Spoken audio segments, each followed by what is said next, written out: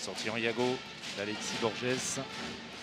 Croisé avec ce tir contré récupération de Duarte, le tir coin long croisé, bien joué de la part du Portugais. Un petit peu de réussite pour Duarte, il y en avait eu précédemment pour Aquevilo. Il aurait pu libérer rapidement sur Luc Toby, toujours se croiser en départ d'action, la bonne sortie. Attention, cette fois pour Valentin Porte. Et oui, double exclusion et assez logiquement Valentin Porte le sait très bien, le capitaine du MHB, fautif d'une main au visage. On en a parlé, regardez le grand absent, Kevin Bonnefoy. Et juste avant d'aller sur Kevin Bonnefoy, une situation qui prête à discussion. Voilà, c'est clair. Oui, le retour en France de Jure Dolenets. À Limoges, on a appris ça ce matin. L'Europe entière. À Montpellier, Dragan Gajic et Jure Dolenets de nouveau formés. C'est encore un plus pour la Lidl Star League et évidemment pour le club de Limoges. Beaucoup de mouvements de la part des Montpelliérains. Parfait. Oh, ce tir superbe de la part de Melvin Richardson. Et derrière, la volonté d'engager rapidement Quentin Dupuis. Et bien repris par Melvin Richardson, justement au dernier moment. Allez, ça va faire du bien. Melvin Richardson qui était un peu en délicatesse, avec un temps de jeu très restreint. Simonet qui joue beaucoup moins également ces derniers temps. Moins performant également. Oui, confiance est donnée également. Kylian Villemino qui a réalisé de belles prestations avec un Diego revenu de blessure. Bonne mise en position, très beau tir. Énorme.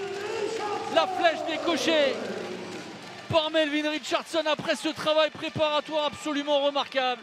Regardez Kylian Villemino et derrière le jeu sans ballon, Diego Simonet qui met en orbite la fusée. C'est bien, bon inversement, c'est très bien joué. C'est bien décalé. Oh, extraordinaire!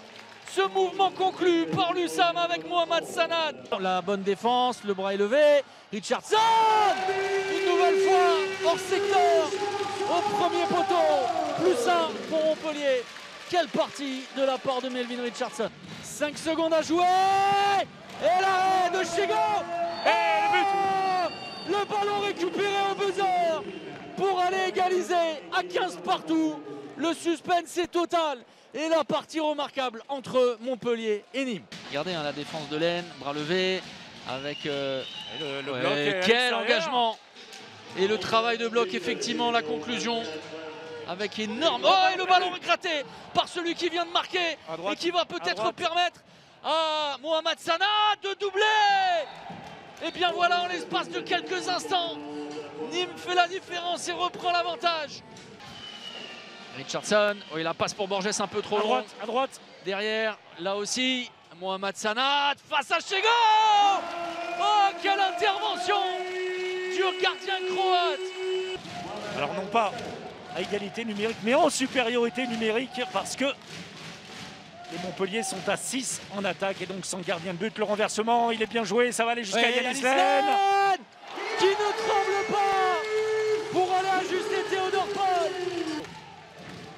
La sortie de Nieto qui va porter le ballon, le bras est levé. Les 20 dernières secondes. Levé déjà. O'Brien Niateux avec Aquevilo qui cherche un point de fixation. O'Brien Niateux pour Toby, le décalage.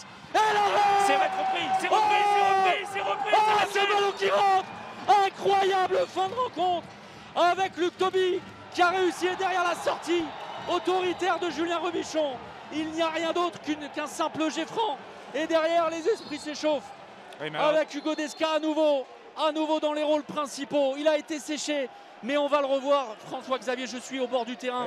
Oui, il est face à lui lorsqu'il arrive. Oui, on va surtout prendre des nouvelles de Diego qui reste sans aucun mouvement au sol. On revoit déjà le but après l'arrêt de Marine Chego.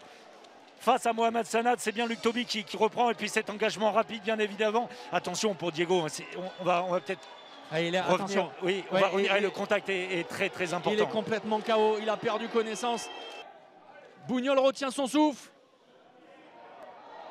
Et attention, ce sont des moments interminables pour le tireur. La concentration est de mise. Il restera 3 secondes, mais ce sera insuffisant derrière. C'est marqué. Et l'égalisation pour arracher le match nul.